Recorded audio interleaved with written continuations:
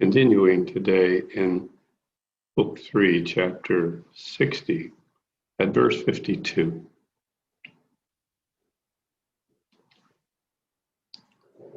All animate beings of every kind are only models of their own thoughts, like looking glasses showing the inner reflections to sight.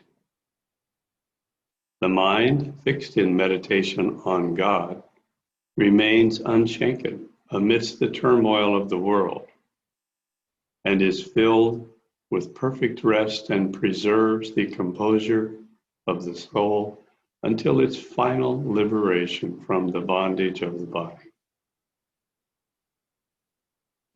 But thoughts of fluctuating enjoyments of this world alternately represent in the mirror of the mind are like the shadows of passing scenes upon a looking glass. Therefore, it requires a great force of mind to overcome its worldly thoughts and turn them to the channel of truth. Just like the greater force of a river, main current leads its tributaries to the ocean.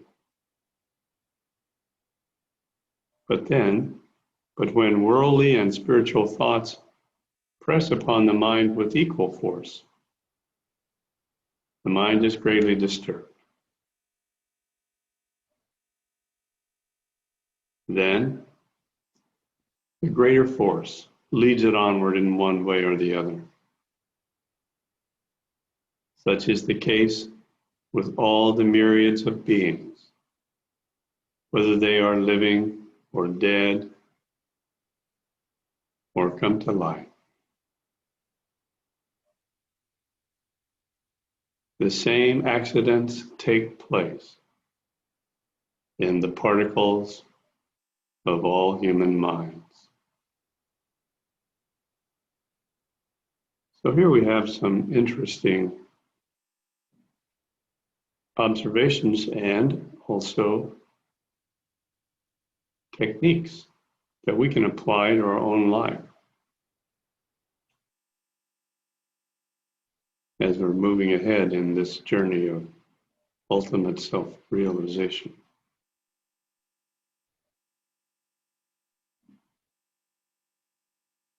Vishishta is saying that it's going to require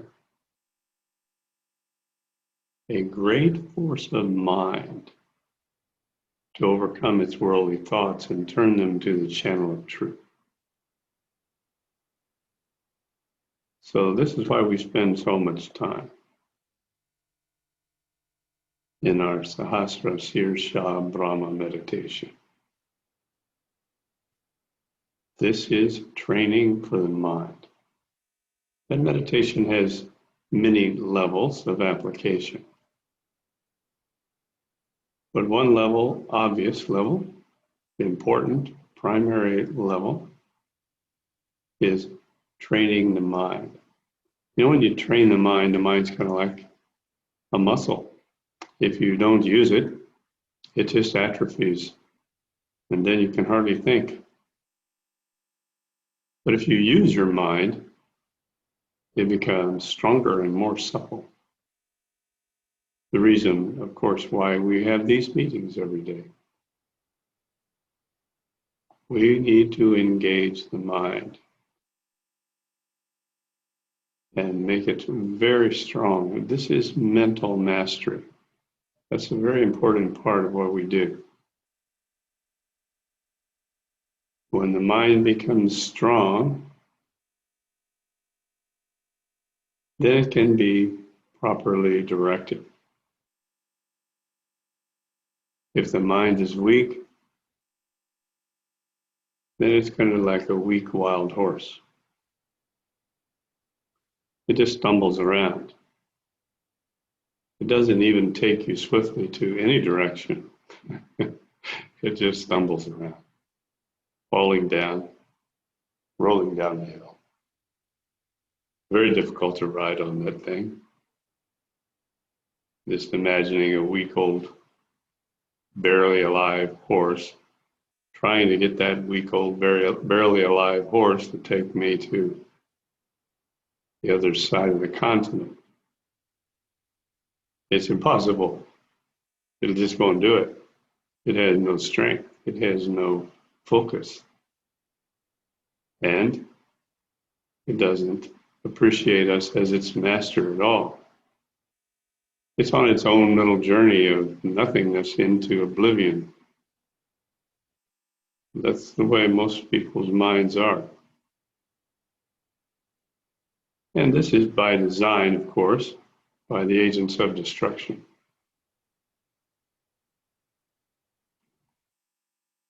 They've been feeding us all kinds of chemicals and frequencies in the environment and everything to keep the mind in a very weakened state. Quite successful, as evidenced by this. I guess what we're hearing now is the fourth wave of the pandemic.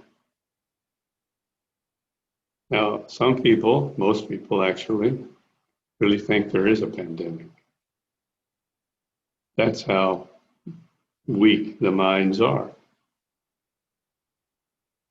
They cannot even recognize truth from propaganda. They don't even know how to find reality of what's going on in the world around them. They don't know how to analyze it or search for it or discern it when they hear it. But just believe everything they hear.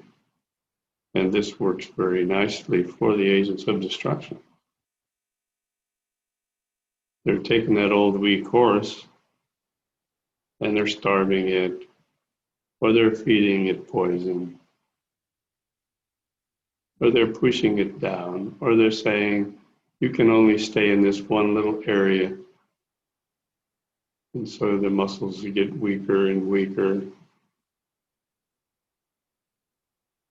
This is all strategy for destruction. And we live in this world completely overwhelmed with strategies for destruction. And we're on a whole different path from that. We're not going down the road of destruction. We have this wonderful idea of immortality, of heaven on earth, of life and freedom and empowerment, with at least the time and the mental energy to turn our attention towards self-realization. We're going in totally the opposite direction of the majority of the world, vast majority of the world.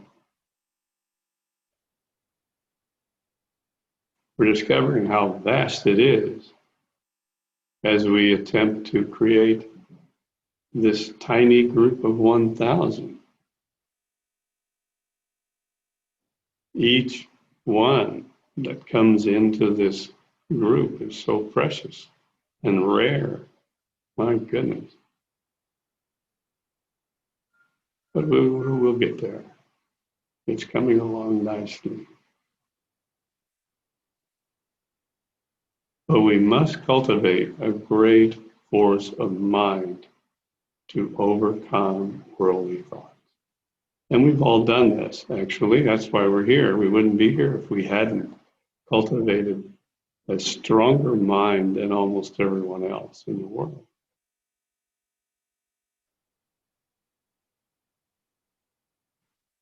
But Vashishta says that these worldly and spiritual thoughts press upon the mind with equal force. And the mind is greatly disturbed. Then the greater force leads it onward in one way or the other. Even in our little microcosm of our SSB group, we see people come. They're so inspired about the mission. They're having fantastic experiences in the meditation. And then they're gone. They don't come back. And when we talk to them, oh, my work schedule got really crazy, or I had to do this, or I didn't feel very good, or whatever.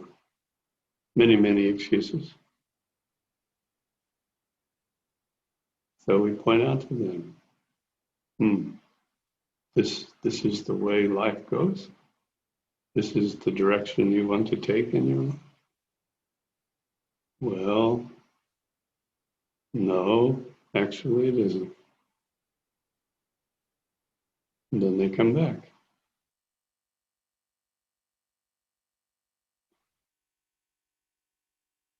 The power of having friends going along the same direction as you are.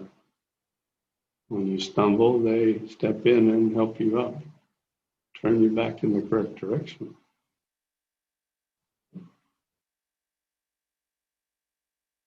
We have to keep the mind fixed in meditation on God. That's what he says in verse 53. The reason is what he said in verse 52. All animate beings of every kind are only models of their own thoughts. What you think about, you become. This is an old, not that old, from the 60s, statement by Napoleon Hill, the father of the power of positive thinking. We become what we think about all day. And he's right. He didn't have the depth of understanding that is needed to make that power of positive thinking permanent. It was only permanent until the next morning. Then you had to get up and rebuild the whole positive thinking facade, carry you through the day. Because your undergrounded emotional energies, the karmic traces on deeper levels, were undisturbed by all this positive thinking. And they just rebuilt the mind from all their residual influences.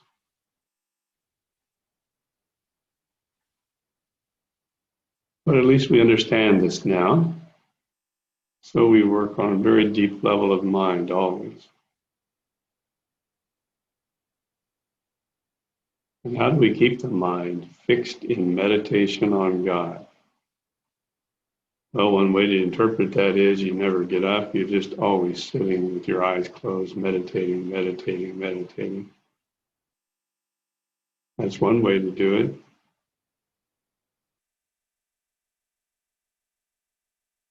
But if we just connect with and become the silent witness, that is what's meant by this statement. Not some overt meditation process. It is simply a becoming process, becoming the silent witness. That's what's important. That's what he means by the mind fixed in meditation on God.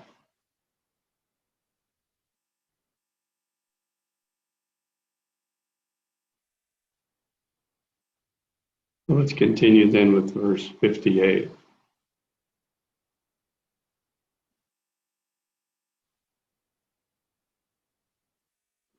All this is the empty sphere of consciousness, all quiet and without any basis or substratum. It is neither peopled nor filled by anything except its own native thoughts.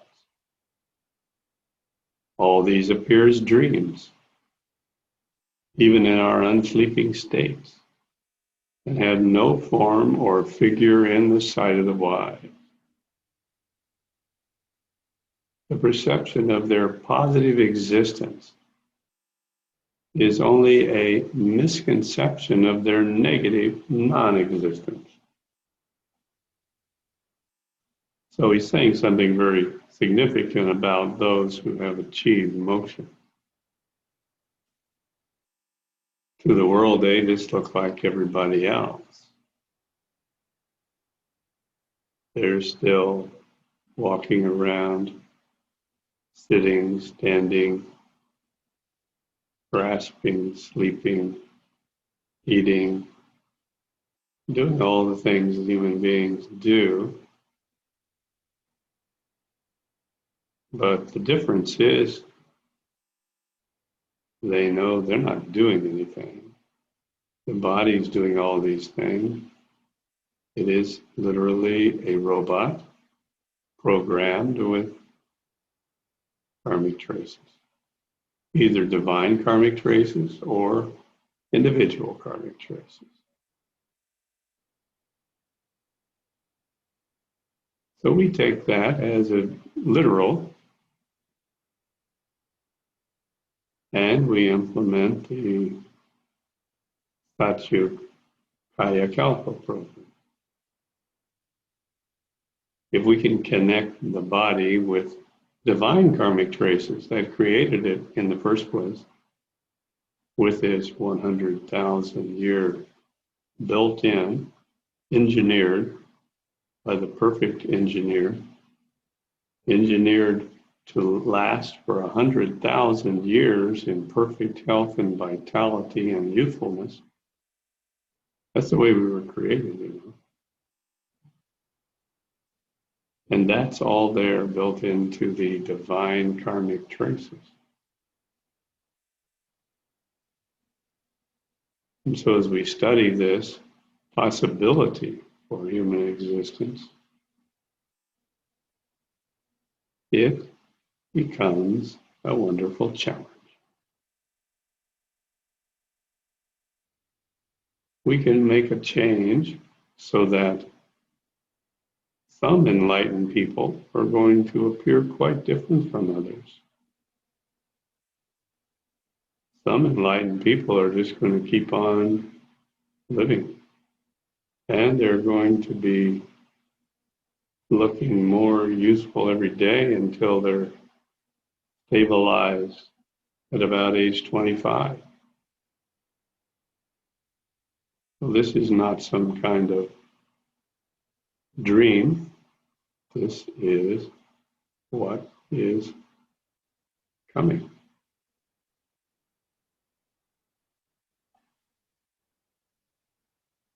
This is what we're working on. We're doing it only as a demonstration. This is a teaching project. We're doing it as a demonstration of what happens when we clear enough individual karmic traces to allow the divine karmic traces to come through on the physical level of the body.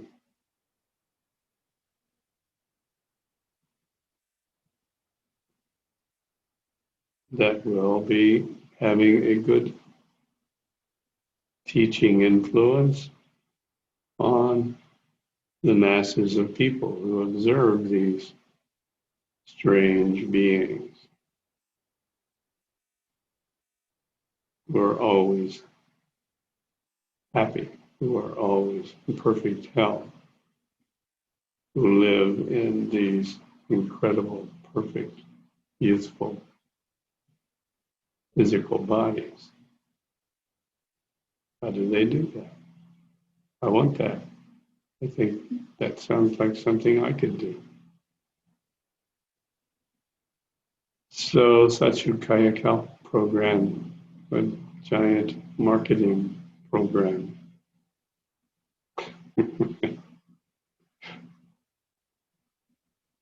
Verse 60. There really exists only one omnipotent and all-pervasive spirit, which shows itself in diverse forms like flowers, fruits, and tree leaves, all appearing from the same woody trunk. He who knows the uncreated Brahman to be the measurer, measure, and the thing measured, to be all one in himself, can never forget this certain truth of unity, nor ever fall into the dualism error of cause and effect. There is only one being, who is holy and without beginning, and who, though he appears to have forms of light and darkness and of space and time, never rises or sets anywhere. He is without beginning, middle, or end. He remains like a vast expanse of water, exhibiting itself in its waves and currents. The notion of myself, yourself, the objective world, are only expressions of our perverted understanding. It is only ignorance within the sheath of the mind, according as it images to be, that shows the one as many. So here Vasishtha has given us the full path to the goal. From wherever we are to the goal of the one being.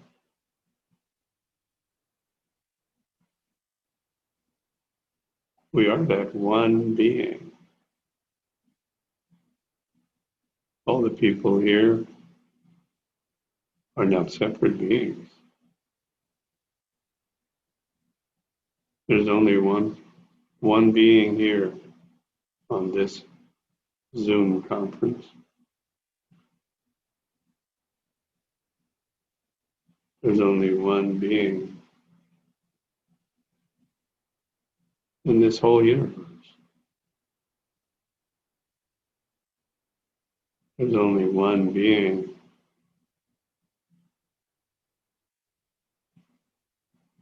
anywhere, everywhere. And our process of development of higher states of consciousness is gradually revealing that to be our reality.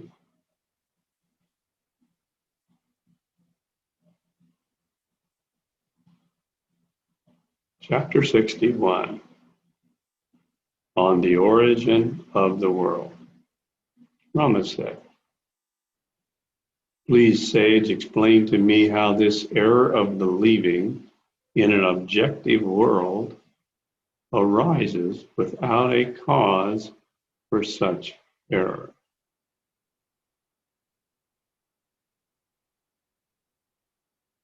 Well, this is a very interesting statement.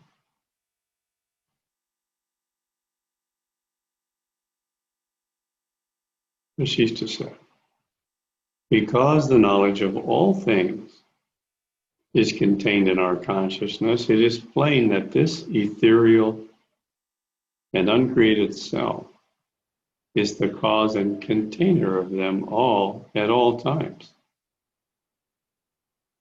That which has an insight or intuitive knowledge of all things, which are expressed by words and their meanings, is Brahma, the soul, and no other. Nothing that is meant by any significant term has a different form of its own. As the quality of a bracelet is not different from its substance of gold, nor that of a wave from the water, So the expanse of the world is not distinct from the Spirit of God. It is Brahma who is manifest in the form of the world, and not the world that appears as God. Similarly, gold displays itself in the form of a bracelet. It is not the bracelet takes on the nature of gold. As the whole is displayed in all its various parts, so the entire consciousness shows itself in all the various operations of the mind composing the world. It is ignorance of the infinite and eternal Spirit of God that exhibits itself as myself, yourself, and the world itself in the mind. Now, this ignorance of the infinite and eternal Spirit of God is what? Not being established as the silent witness. Because that's what the eternal Spirit of God is. It is the silent witness.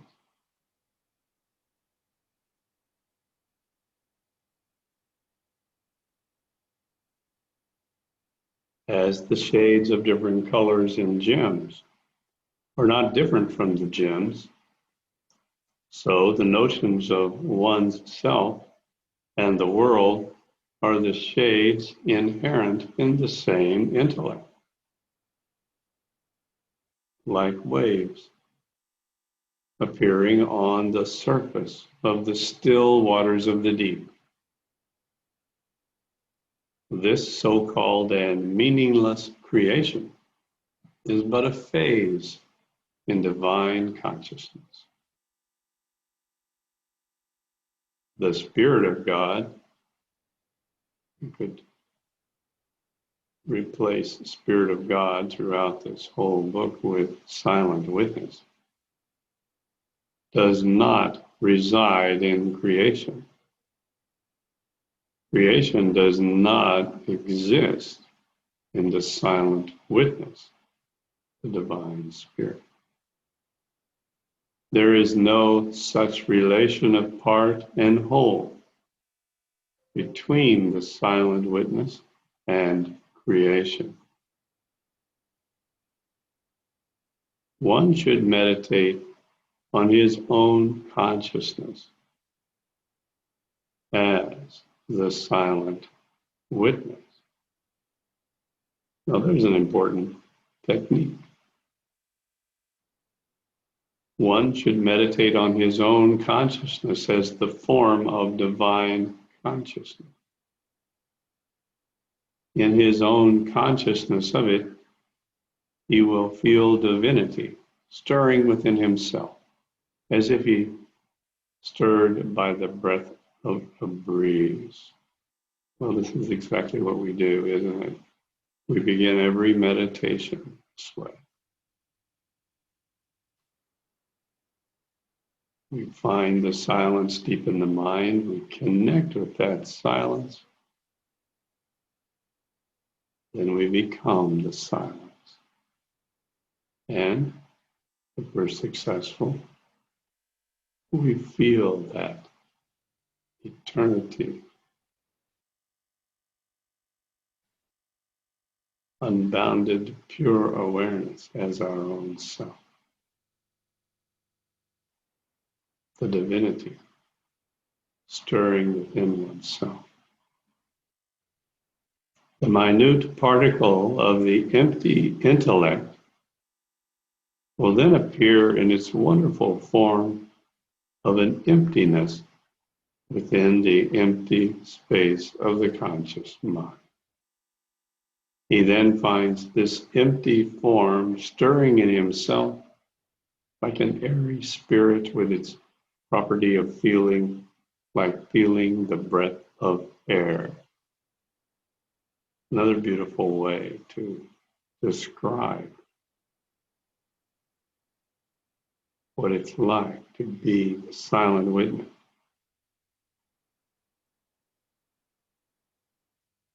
Then God assumes a luminous form as the state of his own substantiality, and this is placed as a spark of fire in the sheath of the intellect.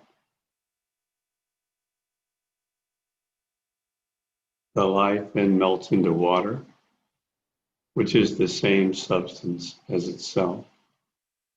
And this fluid substance contains the property of taste. The same is condensed in the form of a solid substance, which is the same within the divine mind. And this becomes the earth, bearing in its bosom the property of smell. Again, God represents himself to our intellect as one infinite and uniform duration. Measures in seconds and other divisions are only manifestations of the succession of our thought. What a very poetic way to describe the experience of being the silent witness. Beyond time, beyond space, untouched by time, space, causality, anything.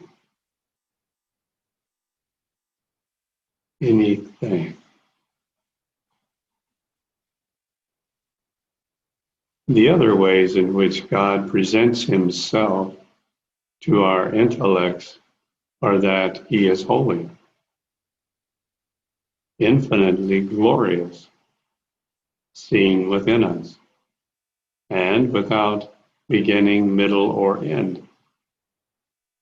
He has no rising or setting, and exists of himself without a substratum, and as the substratum of all. This knowledge of God is bliss itself, and his creation is identical with himself.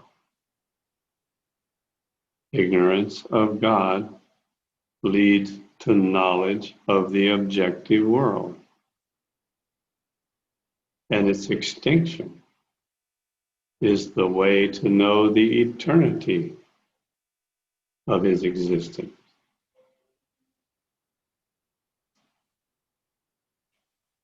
Brahma is conceived in our souls as he is represented to us by our consciousness.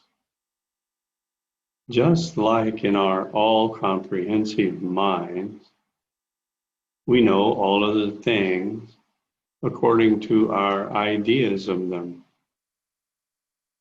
Of these, only those things are true which we derive from our well-directed understanding. All those are untrue, which the mind paints to us from the impressions of senses and the meanings of words that are incapable of expressing the nature of the indefinable and indescribable God. Know the real world which appears as real, and the reality of God which appears as unreality to be of the manner of air in motion and at rest. The visible world is like moving air that appears true to those who have no knowledge of the invisible God,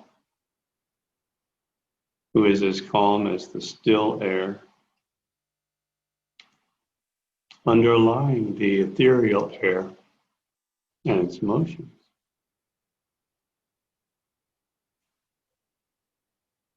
A thing may appear different from another, and yet be the same with it. The light and the fire is the same fire. So the visible world arising from invisible Brahman, appears as another reality, even though it is the same as the reality of God.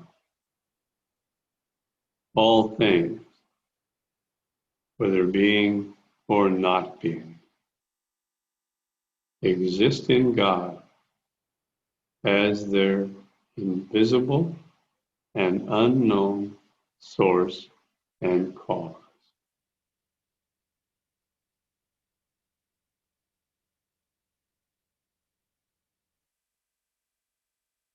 So there we have a statement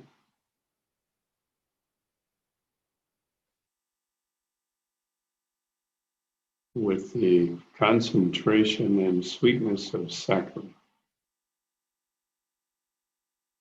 It is concentrated, pure truth.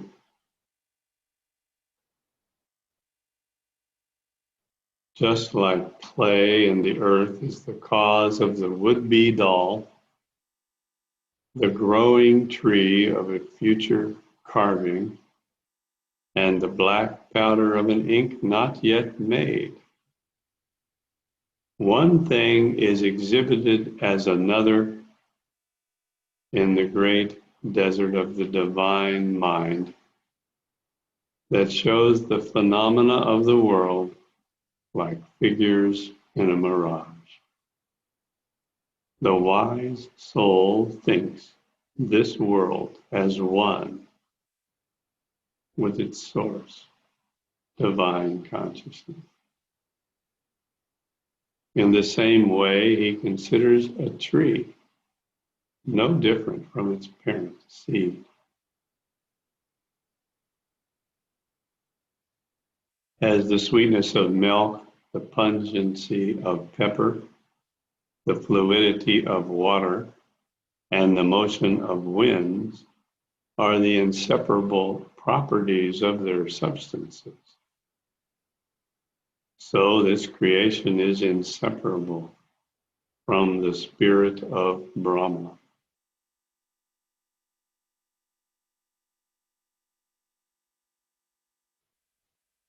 It is a mere form of the one supreme soul, beside which there is nothing in reality.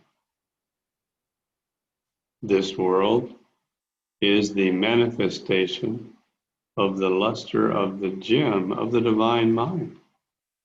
It has no other cause except the essence of Brahma, which is nothing other than its material cause, the supreme soul itself.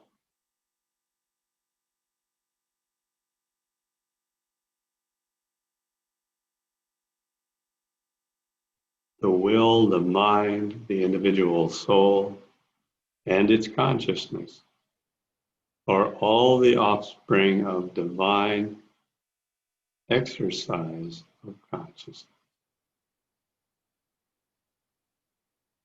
There is nothing that can be produced by exertion of any power without direction of consciousness. There's nothing that rises or sets anywhere, or appears or disappears at any time. Everything is unborn at all times and lies quiet in divine consciousness, which is as solid as a massive rock.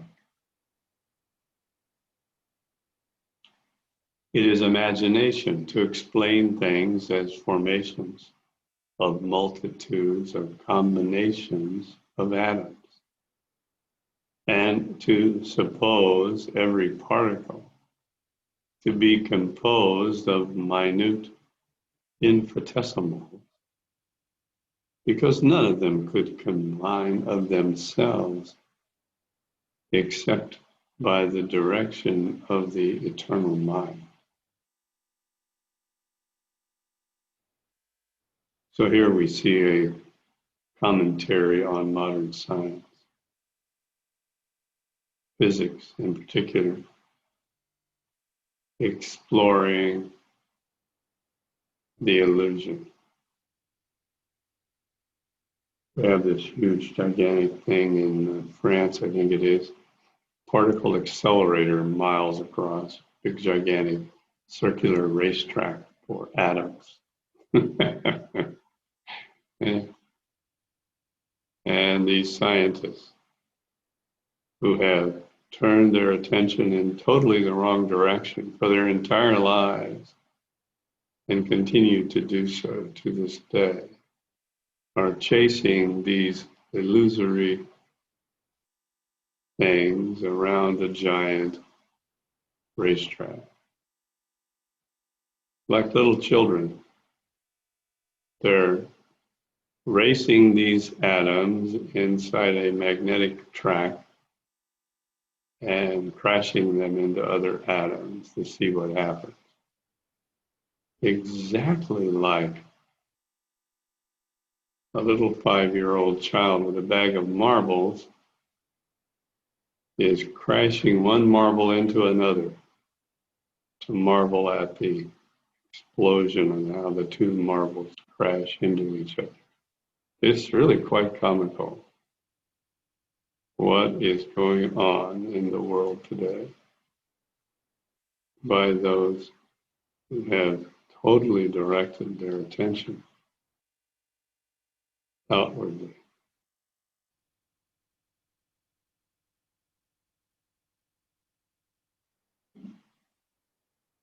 All force resides in some living principle. Just as the waking, sleeping, and dream states appertain to the individual soul. And as the undulation of waves exists in the water or the current of the stream that lies hidden in it. When the individual soul feels renunciation towards worldly enjoyments, scriptures say it has reached its highest perfection. As the mind is freed from its choice and dislike of things, so the soul is liberated by avoiding its egoism and personality. Then it no longer is conscious of the pain that attends future births and reincarnations.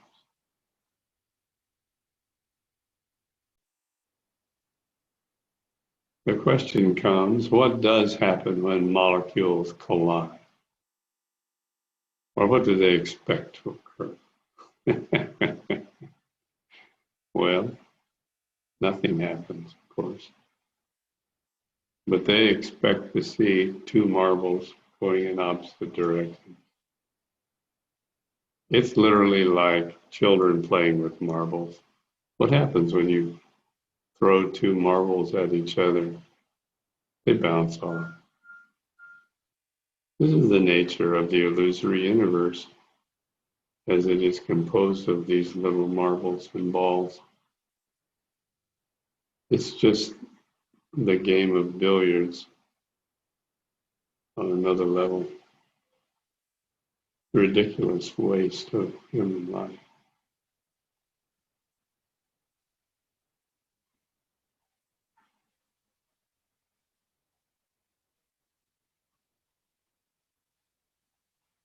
Whoever, in his understanding, comes to know this state of supreme and inexpressible joy, he is sure to overcome all his worldly appetites that bind him fast to this earth.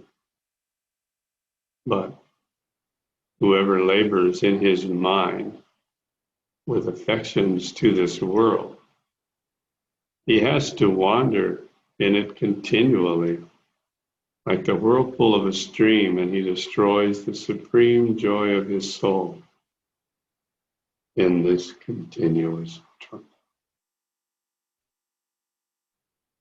It was the lotus-born Brahma who was first conscious of his egoism and who, by the will of his mind, spread out this universe.